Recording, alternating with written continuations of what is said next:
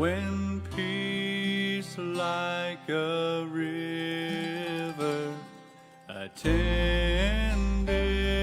my way, when sorrows like sea billows roll. Whatever my lot, thou hast taught me to say, it is well, it is well with my soul.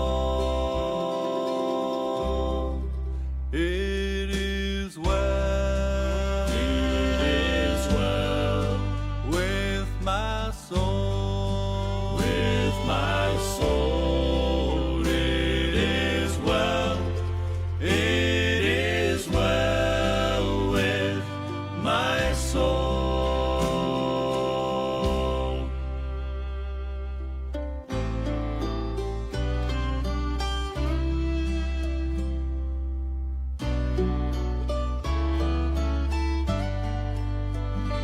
Though Satan should buffet, though trials should come, let this blessed assurance control, that Christ hath regarded my helpless estate, and hath shed his own blood for my soul. It is well with my soul, with my soul. It is well, it is well with my soul. My sin, oh, the bliss of this glorious thought. My sin, not in part, but the whole,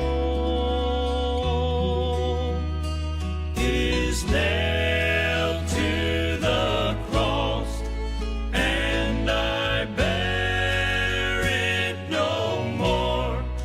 Praise the Lord, praise the Lord, oh my soul.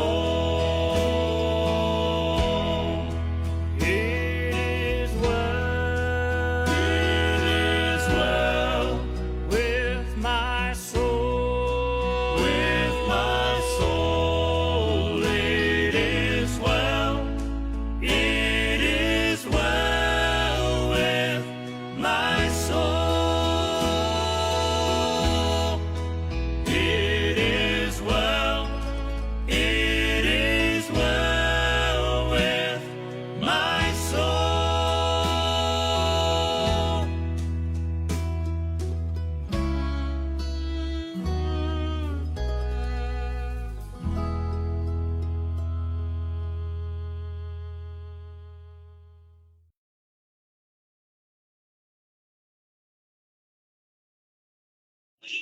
Blessed morning to each everyone. Good morning and praise God for another opportunity that we have this morning and for another episode here in Newman Every Morning, developing a strong faith to God. At salamat sa Panginoon na tayo po ay naparito ngayong umaga para tayo po ay magkaroon ng pangunawa sa salita po ng Diyos at magkaroon tayo ng karunungan at kaalaman mula sa salita ng Diyos. So we can receive truth, knowledge, and wisdom from the Word of God. And I believe the Lord will bless us this morning. Good morning to our brethren, wherever you are. May the Lord bless you. May the Lord give you a right spirit this morning.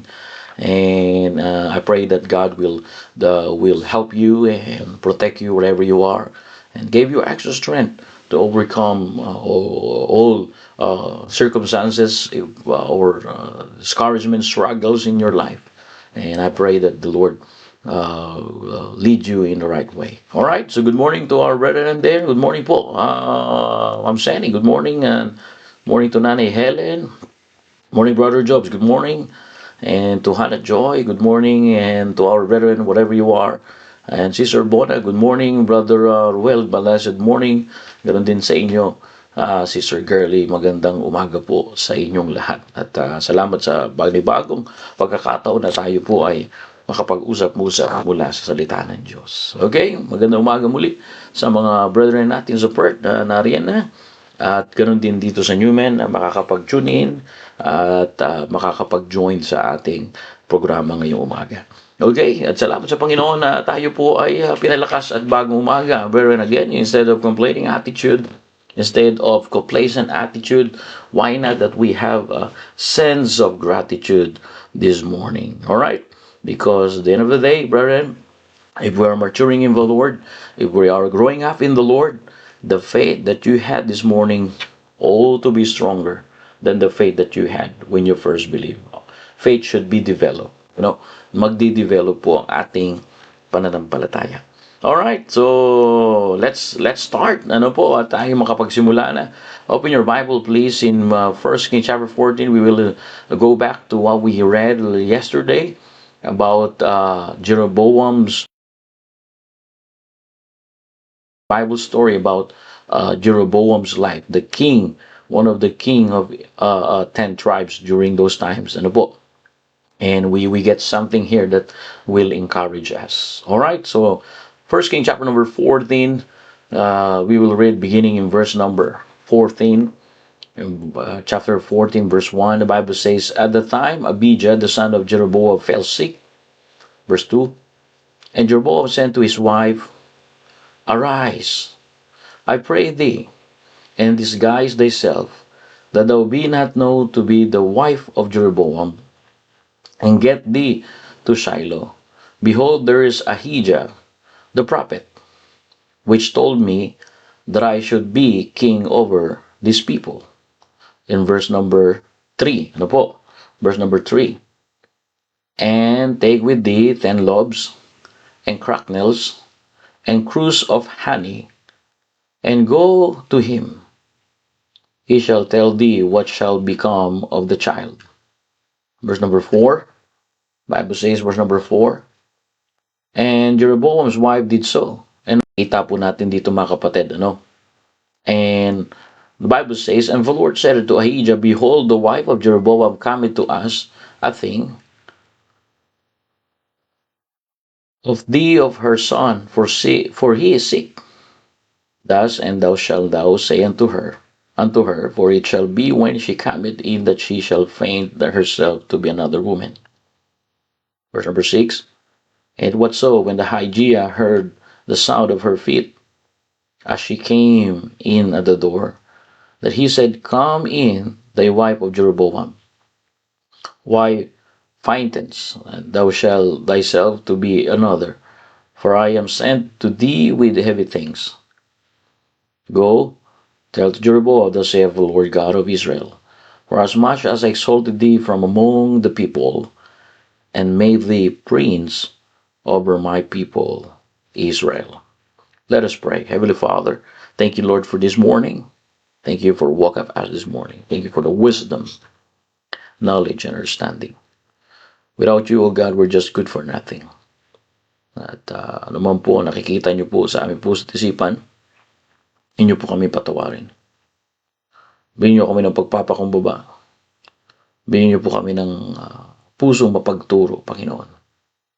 Walain niyo po ang aming gawain dito po sa Newman tsaka sa Perth. Thank you, Lord, for entrusting us. And the sins that's in our heart, Lord, forgive us. This is our prayer in Jesus' name. Amen and amen. Alright, so, okay, good morning again sa mga kapatiran natin na nakikinig ngayon at may pagkakataon makinig sa live. Well, so makita niyo po ngayong umaga yung kahalagahan po na tayo po bilang mananampalataya, tayo po mga kapatid ay merong maririnig na balik natin sa gawain ng Panginoon. Dito po sa ating talatang binasa, ito po yung panahon na kinausap ng Panginoon na maraming beses si Haring Jeroboam para po manumbalik siya sa plano ng Diyos. At nakita po natin kung paano po hindi niya pinagsisihan at hindi siya bumalik po doon sa plano po ng Diyos. Hanggang sa nagkaroon po siya ng problema. At nung nagkaroon siya ng problema, ang dapat unang gagawin ni Haring Jeroboam ay lumapit sa Panginoon.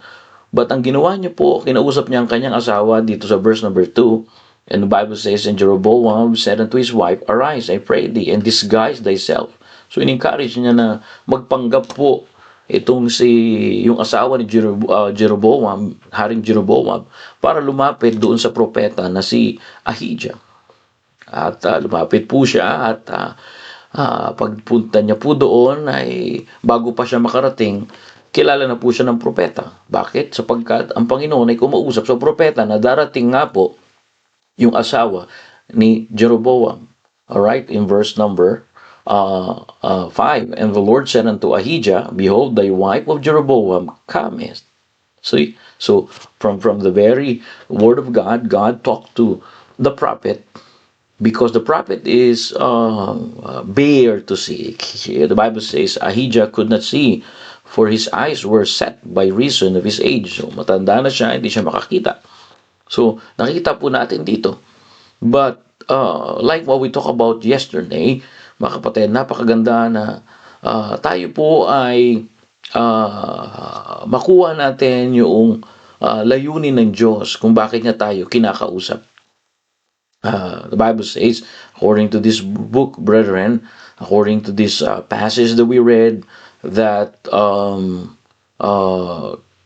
King Jeroboam, refused to repent. God gave him opportunity to repent, but he refused to repent. And brethren, repentance, like what I said last time, we talked about this yesterday. We just remind you again that when we say repentance, it is not just feel guilty. It's not just feel sorry, When we say repentance, biblical repentance means a change of mind that results in a change direction. And many people regret sin, but never change their mind toward sin. Many people regret sin, but never live it. Brethren, repentance means turning from sin and changing your mind from sin and turning toward God. Hindi sapat yung magsisi lamang. Ano po? Kailangan tayong bumalik sa Diyos. At yun po ang ginawa ng Panginoon. At tatanda natin, paano tayo magsisi? Paano po? Simple lamang po. Pagka naririnig natin yung katotohanan, magre-response po tayo sa katotohanan na naririnig natin. At yun po magbibigay sa atin ng pagpapalit ng kaisipan. Tatanda natin ang katotohanan yan. Pagka sinabi ng salita ng Diyos, yan ay katotohanan. Pag yan ay naipangaral, salita ng Diyos, yan ay katotohanan. So pagka sinabi ng salita ng Diyos na tayo po bilang mananampalataya ay magkatipon ng araw ng linggo or ng first day of the week, ay po ay katotohanan. Bakit? Kasi po hindi lang tayo nagkakatipon para magkita-kita, kundi nagkakatipon ang mananampalataya para i-commemorate yung ginawa ng Panginoon sa buhay natin. And araw-araw may ginagawa ang Diyos sa atin, pero pagdating ng linggo, sabi ng Biblia, wag natin pagpaliban kundi magkatipon tayo ng linggo. Kasi po yung linggo na yun yung pagkakataon na ibigay natin yung ating pagpapasalamat, pagpupuri, lahat ng kawalhatian, ibalik sa Panginoon sa ginawa niya sa buhay natin. So yun ay katotohanan, pero bakit wala tayo ng linggo? Kasi ang isip natin, pupunta tayo sa simbahan dahil sa tao. Mga kapatid, kailangan natin magpalit ng kaisipan para magbago din ang ating direksyon. So, pagpupunta tayo sa simbahan, ano yung katotohanan doon? Ang katotohanan doon, hindi ka pupunta dahil sa tao. Pupunta ka dahil sa Panginoon. Kahit ano pang sabihin ng tao sa'yo. Naalala ko noon, karga-karga ko si Saak, wala si Crisel noon nandito sa Australia. So, of course, maraming mag-iisip sa atin na, ba't wala yung nanay niyan? Ba't anak mo lang karga mo? Pero, sabi ko, dito magsisimula na ayun ang katotohanan. Meron kang pagkakamali, nagsisi ka ng pagkakamali at huwag kong inakaya mo yung pagkakamali mo, hindi ka pa rin nagsisisi ng pagkakamali mo. Kung hindi mo tinatanggap yung pagkakamali mo, dahil wala pang nakakahuli sa'yo, tandaan mo, ang Panginoon, nakikita tayo. Kahit hindi ka nalang makita ng tao, basta alam mo nakita ka ng Diyos at alam mo may ginawa ka at alam mo nakikita ka ng Diyos, doon dapat magsimula na tayo ay tumanggap ng katotohanan ng Diyos, na nakikita tayo ng Diyos. Is that in the Bible? It is in Proverbs chapter 15. I want to show you here, alright? I'm gonna put in the screen, no? Para makita nyo po yung katotohanan dito, no? Tagalog muna tayo ngayon, ano? Kawawa naman yung mga hindi makakaintindi. Kawawa ka naman, Trent, di ka makakaintindi ngayon. Dapat kasi marunong ka na mag-Tagalog, Trent, ngayon eh. Paalis-alis ka kasi. Yan, di ka na tuloy natuto mag-Tagalog. O, ano sabi ng katotohanan ng salita ng Diyos? Listen to this. This is one of the supporting verse that I want you to get the truth. Proverbs chapter 3, Proverbs 15 verse 3.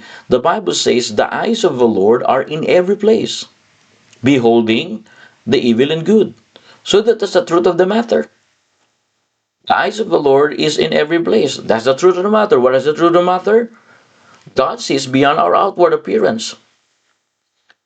And what we talk about in Jeroboam's life, because Jeroboam's thought a disguise could hide his identity. He used his wife to disguise his identity. But God knew exactly who she was before she arrived.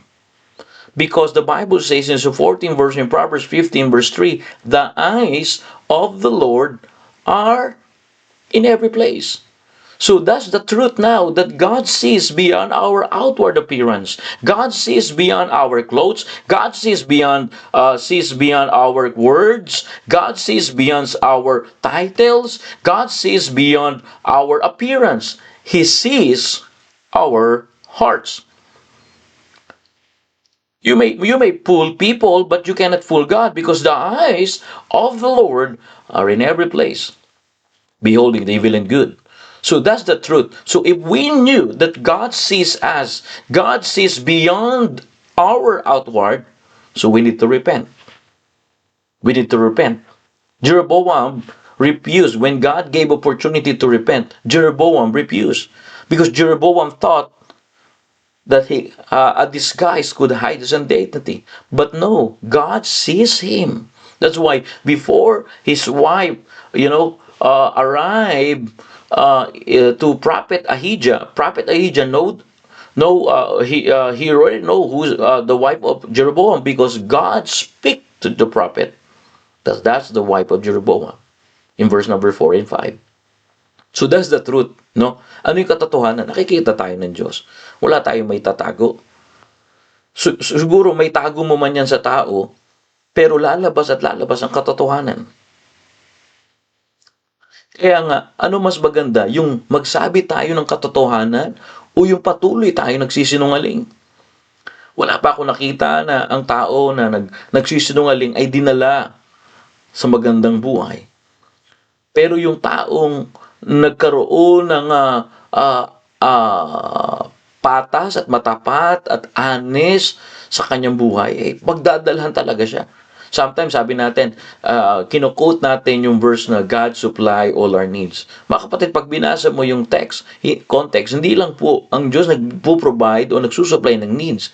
That's a conditional promise. What is conditional? Wala, di po ba? So anong dapat natin gawin? Kung hindi tayo makakapagtago sa Diyos, anong dapat natin gawin? Kung hindi tayo makakapagtago sa Diyos, ang dapat natin gawin, hindi lumapit tayo sa Diyos ng may katapatan at pagsisisi. Nakuha niyo po ba? Amen? Hello? Dito na po ba kayo? May kausap na po ba ako ngayon? At mayroon ba akong hindi pa dyan nabate? Kung wala. Sister Ronald, good morning sa iyo. Ganun din po kay Sister Trinidad, kay Ma'am Flor, good morning, at kay Brother Mike. Magandang umaga sa iyo. So makikita po natin ito, mga kapatid. Napakaganda na lumapit tayo sa Diyos na may katapatan at pagsisisi. God knows your private life as well as your public life. Because the Bible says the truth of the Word of God sees beyond our outward appearance. The eyes of the Lord are in every place. That's why when Jeroboam asked his wife to disguise and to go to prophet Ahijah, the word of the Lord came to the prophet that the wife of Jeroboam will ask you something. And brethren, it is important this morning to understand that, God knows exactly. God knows who you are. Lagi mong sasabihin, lagi mong iisipin, alam ng Diyos yung aking buhay. So bakit pa ako magtatago-tago? It's just like a security camera, A security camera sees what people think is hidden. And very simple, God's eyes sees everything, even the secrets of the heart. Wala tayong may tatago sa Diyos. Kung ang isip natin lagi na, nakikita ako ng Diyos, bakit ako gagawa ng isang desisyon? Bakit ako gagawa ng isang bagay na wala naman ako may tatago sa Diyos? Mga kapatid, tatandaan natin, mananampalataya tayo. Kaya nga ang maganda rito, kahit ano pang sabihin ng tao sa iyo, kahit ano pa ang nakikita nilang body language sa iyo, kahit ano pang isipin nila sa iyo, tandaan mo ito, ang Diyos pa rin ang nakakakita. Ikaw at ang Diyos ang nakakaalam. Kaya hindi ka magpapa-apekto. Kaya siguro tayo apektado, kaya tayo nawawala sa gawain ng Diyos, kaya tayo nawawala sa ministry kasi nagpa-apekto tayo sa nakikita ng tao. Mga kapatid, ang nakikita ng tao ay limitado sa nakikita ng Diyos. Ang nakikita ng Diyos ay unlimited. Ang nakikita ng tao ay limitado. So bakit ako magpapa-apekto sa isang tao na limitado ang kanyang paningin? Tama po ba? So kung ano pa man ang nakikita ng tao, kung ikaw ay nakikita niya na parang yung galaw mo ay hindi maganda or nahuhusgahan ka nila, mga kapatid, alam ng Diyos ang puso mo. So bakit tayo magtatago-tago kung alam ng Diyos yung puso natin? Like what I said, Jeroboam thought a disguise could hide his identity. But like what it said, the verse that we read, God knew exactly who she was before she arrived. God knew that Jeroboam asked his wife to disguise, and God knew exactly who wife of Jeroboam before she arrived at the place of prophet Ahijah. Bago pa siya makarating doon sa lugar, kilala na siya ng Diyos. Alam niyo po ba, bago tayo makarating sa isang lugar, at paano natin gagawin yung isang bagay, alam na ng Diyos. Naniniwala ba tayo na ang Diyos natin ay nakakaalam? Naniniwala po ba tayo ngayong umaga na bago pa natin hingiin yung gusto natin o bago pa isupply ng Diyos yung kailangan natin, alam na ng Diyos. Okay, another supporting verse. Okay, maganda yung mga supporting verse. Sabi ko nga sa inyo mamaya itong aking itatopic. Basahin natin sa Matthew chapter number 6. Okay, verse number 32. Sige, basahin natin to. Ay, lalagay ko sa screen para kung wala kayong hawak na Bible, mababasa nyo pa rin po. Kung wala kayong hawak na Bible, nandyan po yung screen natin. Okay? Ano sabi ng Biblia? Alright, supporting verse.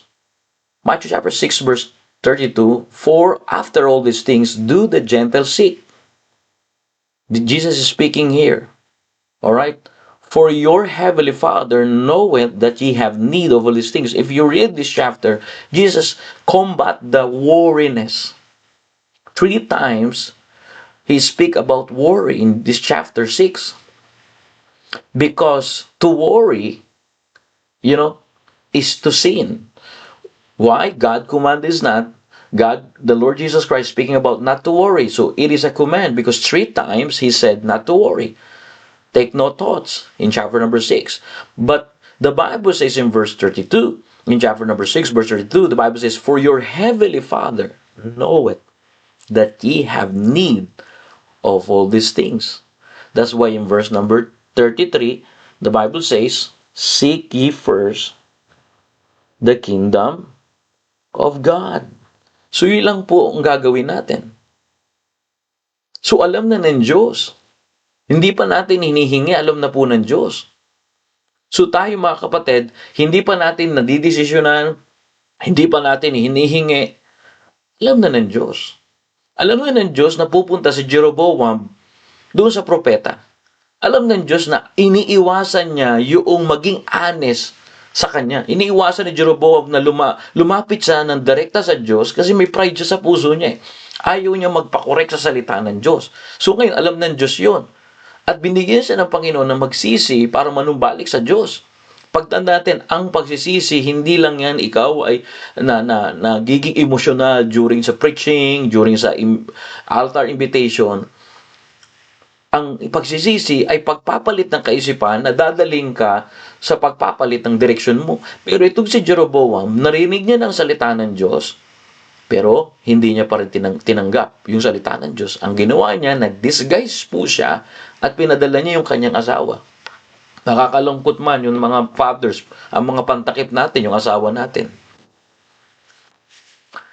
Alam mo, kailangan, ay natutunan ko kay Pastor Hill, kung tunay kang tatay, tunay kang lalaki, magpakatatay tayo, magpakalalaki tayo.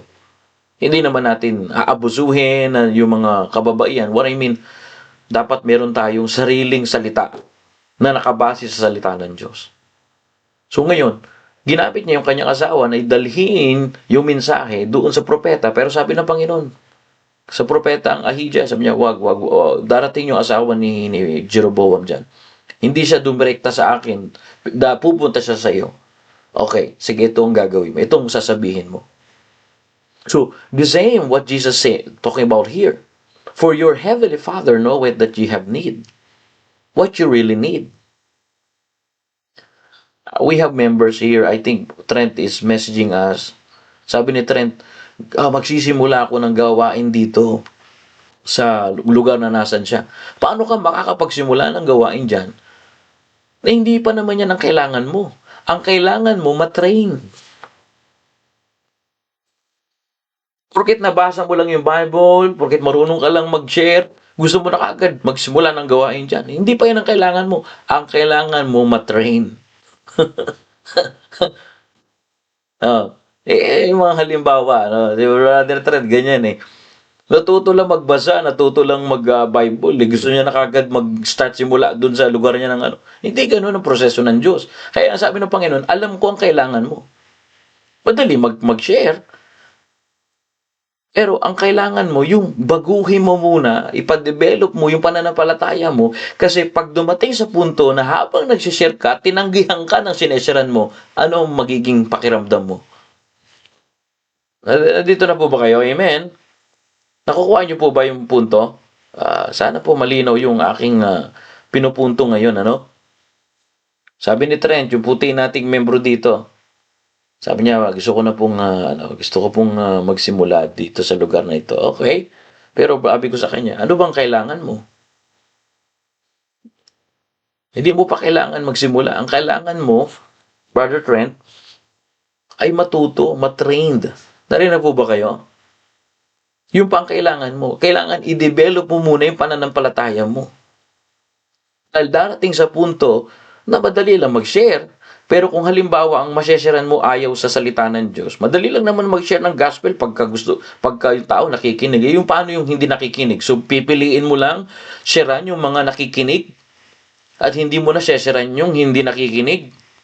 So yun lang ba yung alam mo doon sa pag-share? Yung sharean mo lang. Nung ako yung nag-share dito sa Western Australia, pabira halos lahat. Napapulis ka na, pinakalat ka pa na strangers, dangers, Asian danger strangers, pinakalat na yan dito dahil nanibago sila na meron akong binabahagi magandang balita. So, ibig sabihin pala, nung time na yon na habang nagsishare ako na ayaw sa akin yung tao, ibig sabihin, yun lang yung sharean ko, yung may gusto at yung ayaw, hindi na. So, madali mag-share mga kapatid. Pero ang katanungan, gaano na ba katibay yung pananampalataya mo sa Diyos?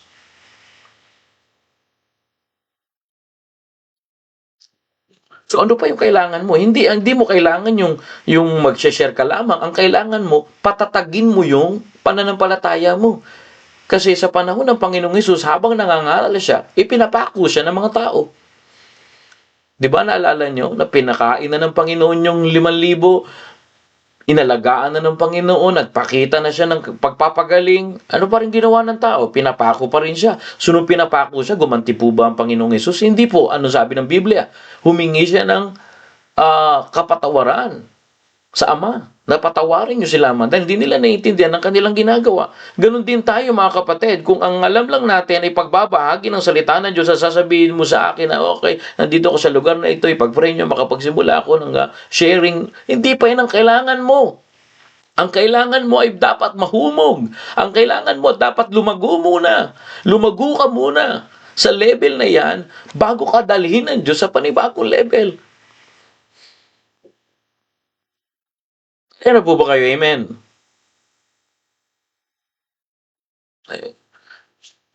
Kaya sabi ng Biblia, anong kailangan mo? Isik mo muna ako. Paano mo naman may share ako kung hindi mo ako masisik? See this, brethren, what I'm trying to say is this is repentance all about. When Jeroboam trying to twist and disguise himself through his wife, God speak to the prophet Ahijah. So God knows. So what we going to do? Jesus said, "For your heavenly Father knoweth that ye have need." So what the truth that we can get here? God knows your need. So what your need? Your need is not just sharing the gospel only, but your need is to develop your strong faith to God. How you do develop your strength to God? Jesus said, what you really need? Verse number 33, seek ye first. Put God first in your priority. And all these things, ano yung all these things? Yung need mo. Gusto mo mag-share, gusto mong maging preacher, gusto mong maging pastor, hindi pa nga yun ang kailangan mo. Ang kailangan mo ay lumago muna yung iyong relasyon sa Panginoon. Gusto mo maging Sunday school teacher, ang kailangan mo, hindi muna yung malaman mo yung buong libro o buong Biblia para makapagturo ka sa Sunday school. Ang kailangan mo na ikaw ay merong napapriority mo ang Panginoon. Yun talaga ang kailangan natin. Lumago yung ating pananampalataya.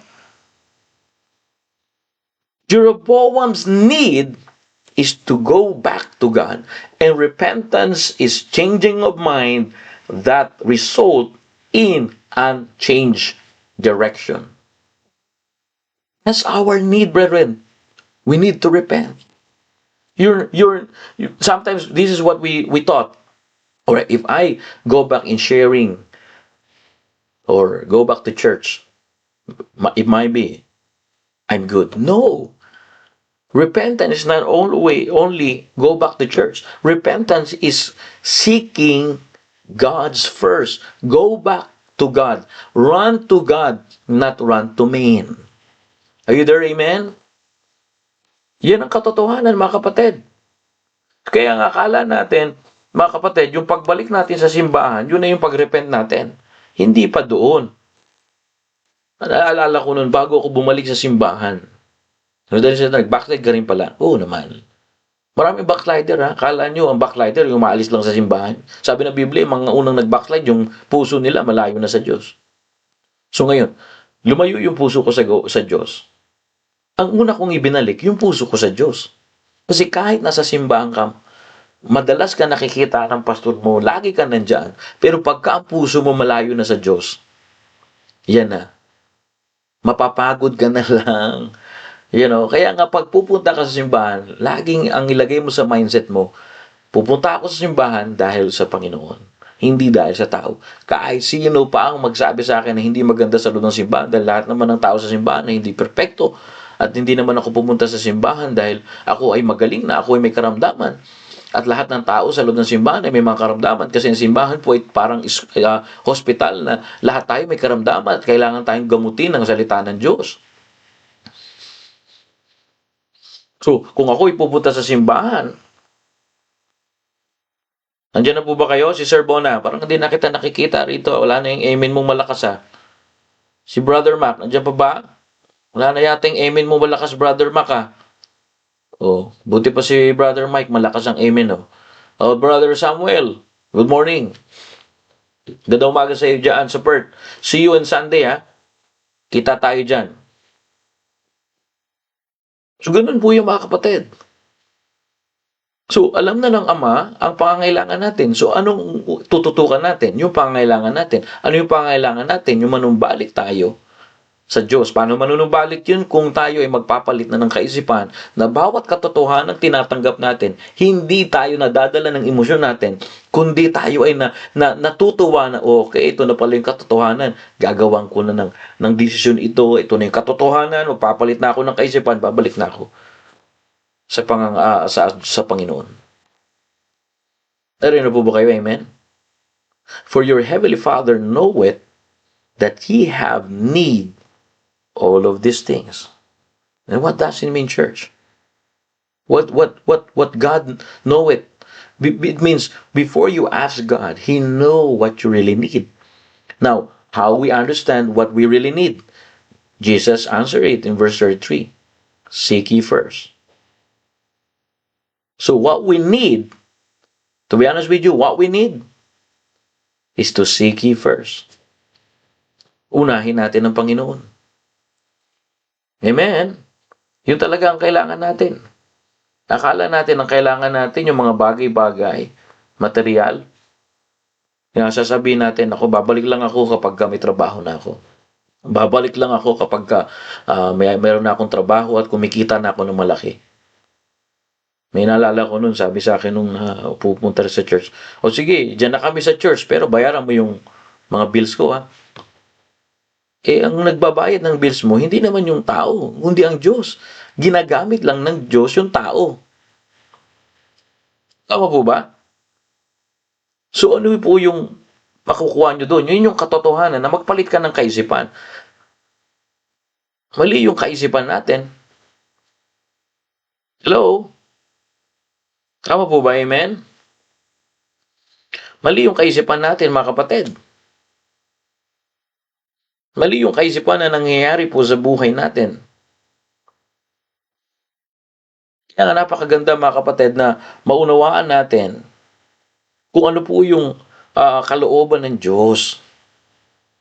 Hanggat di natin naunawaan ang kalooban ng Diyos, pabalik-balik lang tayo sa simula. Gusto nyo ba yun? Hindi mo alam ang gagawin mo, pabalik-balik ka sa simula. Yung Diyos gusto niya lumalago ka, gusto niyang dumarating ka sa punto na ito na yung kalagayan mo. Yung mga brothers and sisters ko sa Perth, pasalamat kayo na may nangangalaga ng inyong spiritual na buhay. Marami na nagsasarang sa simbahan dyan sa Perth. Marami nang wala rin sa simbahan na. At salamat tayo. Dapat namin nangangalaga ng ating buhay sa pamamagitan ng salita ng Diyos. Magpasalamat tayo. Kaya nga, sabi ng membro natin na puti, gusto kong magsimula rito ng ganun. Hindi pa yun ang kailangan mo. Membro nating puti, hindi pa yun ang kailangan mo. Alam mo, membro nating puti, ang kailangan mo, lumago ka muna, isik mo muna ang Panginoon. Mga kapatid, mayroong pinapaayos pa ang Panginoon sa atin. Magpalit ka muna ng kaisipan. Matuto ka munang tumanggap ng katotohanan mula sa salita ng Diyos. Na hindi yung sasabihin natin, o sige, dyan na ako sa church, pero ikaw magbayad ng bills ko. Kaninong katotohanan yan? Akala mo matalino ka sa ganon? Nasagot? Hindi Kamangmangan yun. Na alam naman natin, ang nagbabayad ng bills natin, ang Diyos na buhay, na ginagamit lang ang tao.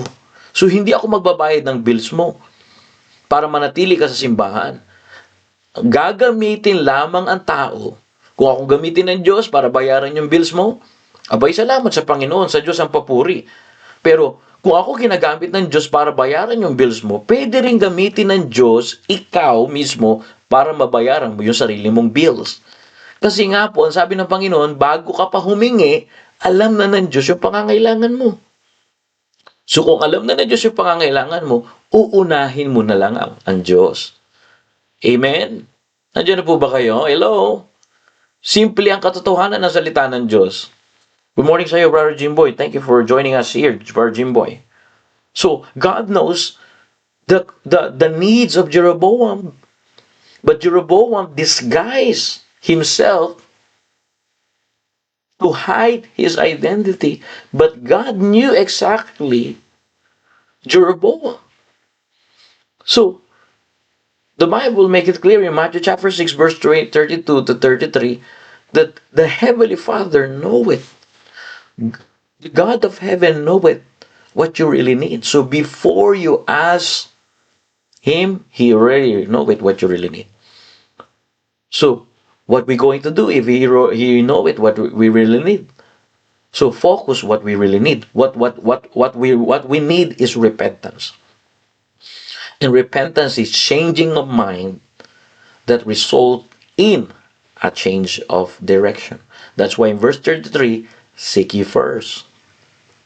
Seek ye first the kingdom of God.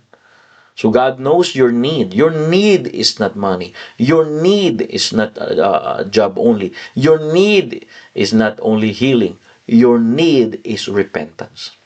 Jeroboam, your need, the reason your son is ill, the reason your son is sick, not because you need a healer, you need a physician, but you need repentance. Jeroboam, you need to repent. You need to go back. You need to change your mind that result a change direction. Either amen? At yun po ang kailangan ng bawat isa ngayong umaga. Ang tunay na pagsisisi ay may kasamang pagbabago po ng direksyon. Si Jeroboam, hindi ayaw niyang baguhin yung direksyon niya. Sabi ng Biblia, sabi ng Panginoong Yesus, nakikita ng Diyos yung pangangailangan natin. Ang pangangailangan natin is yung pagbabago ng ating kaisipan na kung paano natin tatanggapin ng katotohanan at paano natin matututunan, i-apply ang katotohanan. Gusto natin mabago yung direksyon natin pero hindi naman tayo nagbabago ng kaisipan kung paano natin ipapamuhay yung katotohanan na narinig natin simula sa pulpa. Tama po ba? Amen? Gusto natin magandang direksyon natin. Gusto natin pagpalain tayo ng Panginoon. Tama ba? O sino bang hindi? Lahat tayo. Gusto ko rin eh. Pero ang punto doon, nagpalit na ba tayo ng kaisipan? Nagsisi na ba tayo ng kasalanan? Pero kung di pa tayo nagpapalit ng kaisipan at patuloy natin, kagaya ni Jeroboam, pinatitigas ang puso, kagaya ni Jeroboam, nagdi-disguise tayo. Mga kapatid, ito natutunan ko po sa salita ng Diyos at sa ating mahal na pastor. Sabi niya sa akin, Brad, pagka discourage ka, dapat dyan mo mismo ma-experience ang Panginoon. Pag ayaw sa'yo ng tao, dapat dyan mo ma-experience ang Panginoon. Hindi sapat ang pagsisisi lamang. Kailangan tayong bumalik sa Diyos. Sabi ng Panginoong Hesus, ang Ama ay nalalaman niya ang pangangailangan mo. The Heavenly Father knoweth what you really need. So what you need, your need is not finance, your need is not only fitness, your need is not only friends, but your need is develop faith. Verse 33, Jesus said, seek ye first. Return to God.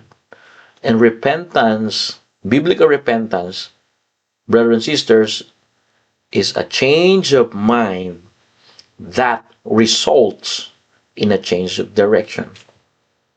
When my wife and me learn to repent, to be honest with you, God direct our path. No wonder the devil tried to pull down us, the devil tried to hinder us in God's direction, but the devil is already defeated. May magagawa pa ba ang Panginoon?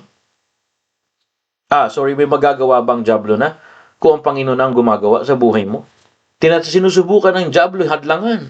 Sinusubukan ng dyablo makipagkumpetensya sa'yo. Sinusubukan ng dyablo hindi ka pagpalain. Pero dahil nagkaroon ka na ng pagtamang pag-iisip, nagpalit ka na ng pag-iisip na tumatanggap ka na ng katotohanan ng Diyos, at yun na nagbago na ng pag-iisip mo, at yung pagbabago ng pag-iisip mo, yun na rin po ang pagbabago ng direksyon. So, kahit hadlangan ng dyablo yung direksyon, na bagong direksyon ng Diyos sa'yo, hindi niya kayang hadlangan. Kasi yun na yung direksyon ng Diyos sa iyo eh. May gagaling pa ba sa Diyos? Amen.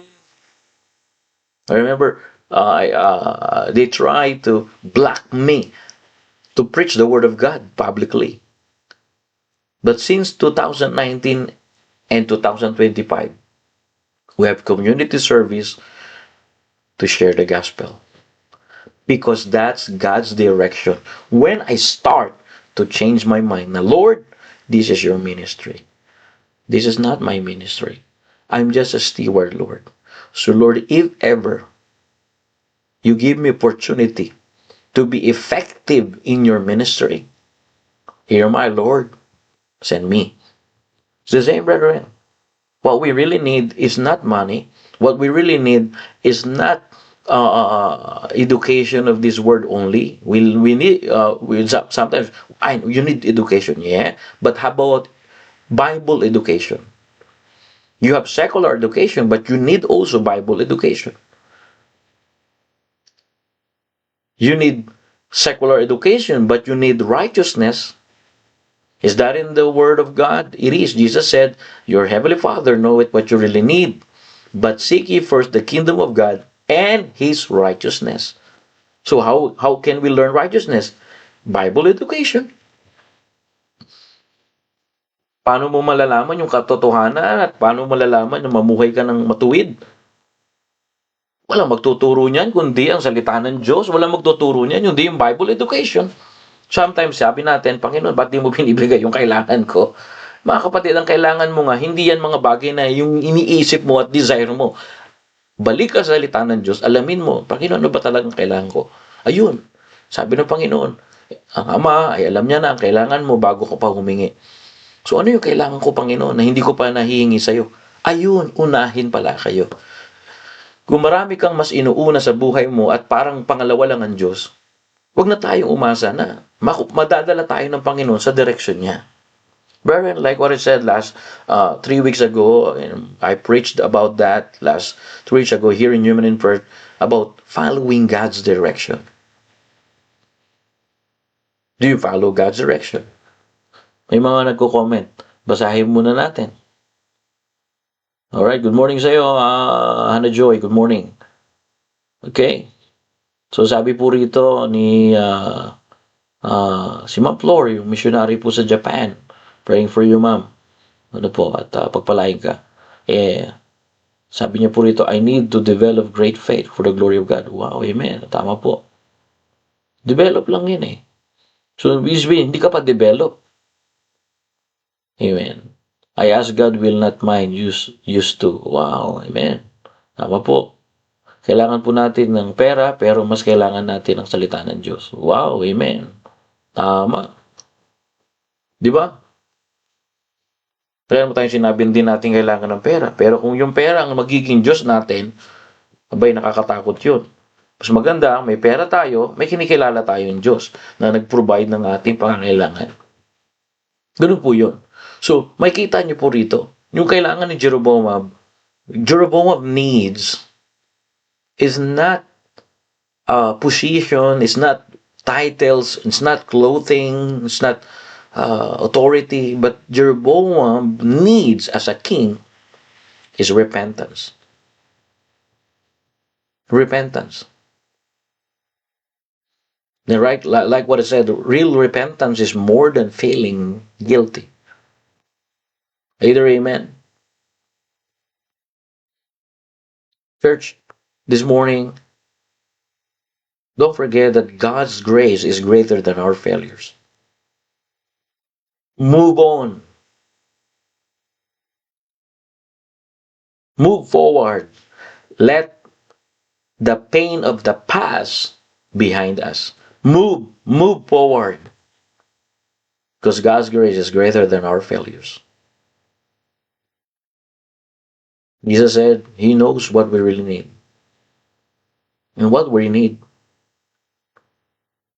that we should also be willing to forgive and restore and repent. Either amen.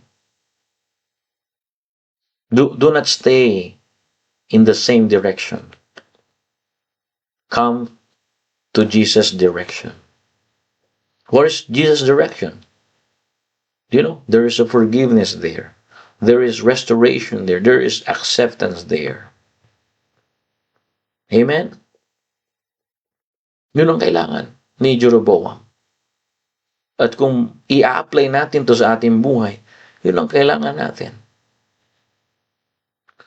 And church, Jeroboam needs is to repent and seek again the will of God. Repentance begins when a person stop blaming, stop using others. He used his wife to disguise. Don't use others. Don't blame others. Repentance begins when a person stop blaming others and honestly admits his needs. For your Heavenly Father know that you have need. What you really need?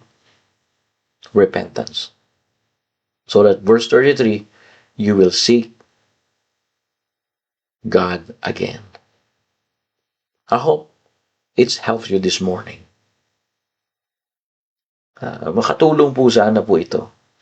Wala tayong motibo na magpasikat dito. Ano po? Ang motibo natin ay may taas ang Panginoon at makapakinig ang tao ng salita ng Diyos at sa mga membro natin ay lumago pa po kayo. Nakala natin ito ang kailangan natin. Akala nung isa nating membro, kailangan niya na mag-share. Walang masama doon sa pag-share. Pero hindi mo pa kailangan yun. Kailangan mo munang matrain. Kaya nga mayroon tayong Bible School.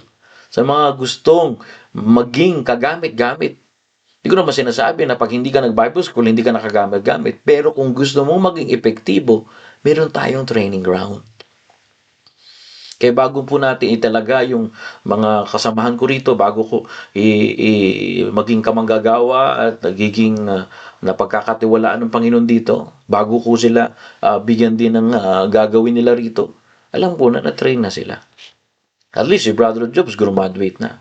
Pero hindi naman ibig sabihin nun nagtatapos na siya doon. Pero meron na siyang training na tutunan. Meron na siyang kaalaman na magagamit. Sa secular nga di ka pwedeng makapasok sa trabaho kung di ka trained pwede ba yun na magpatrabahuin ka, hindi mo alam yung basic? How you can start a job if you don't know the basic? How you can how you understand risk assessment if you don't know job hazard assessment, JHA? How you can start your job today if you don't understand the hazard dose or hazard thing?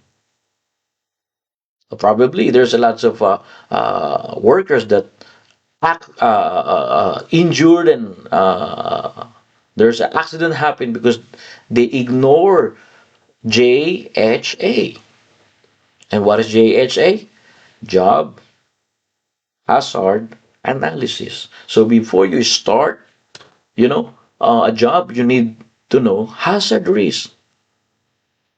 For one reason, to protect you, to guide you, to save you.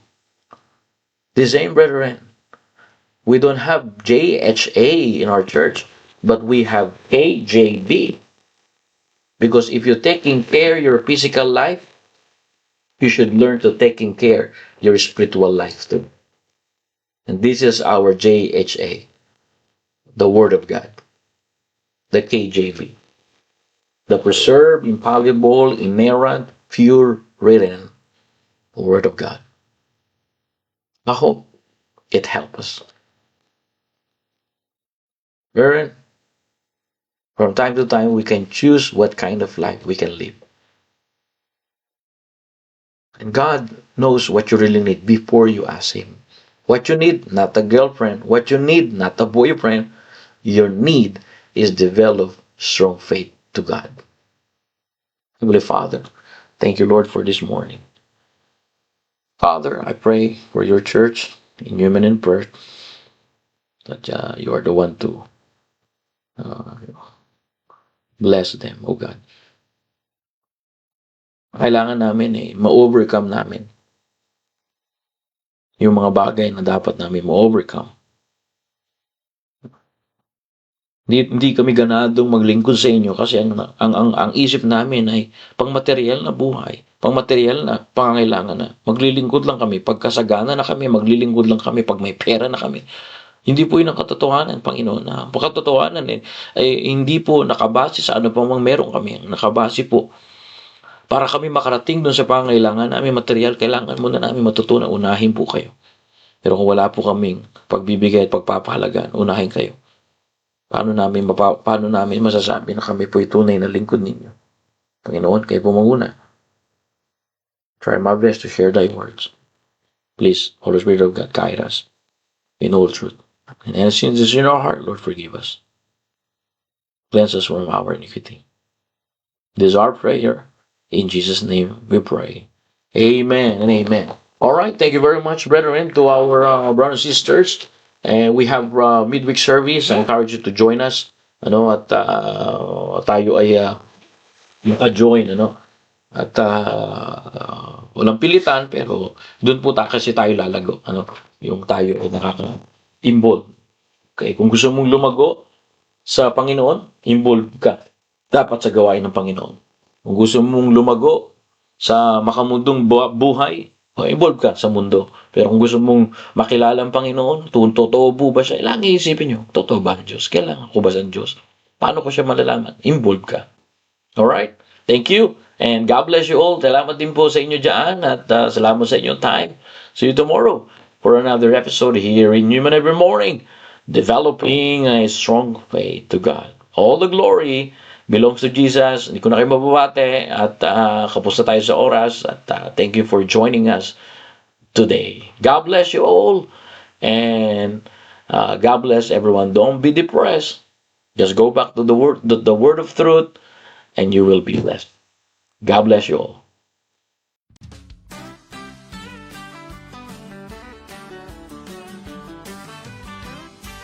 I'm too blessed to be depressed. I'm living on love. I'm not buying on time. And I don't need luck, 'cause I've got faith. And I'm too blessed to be depressed, and I'm living on love. Now some folks say they can't make it through the day without a little something to help them on their way.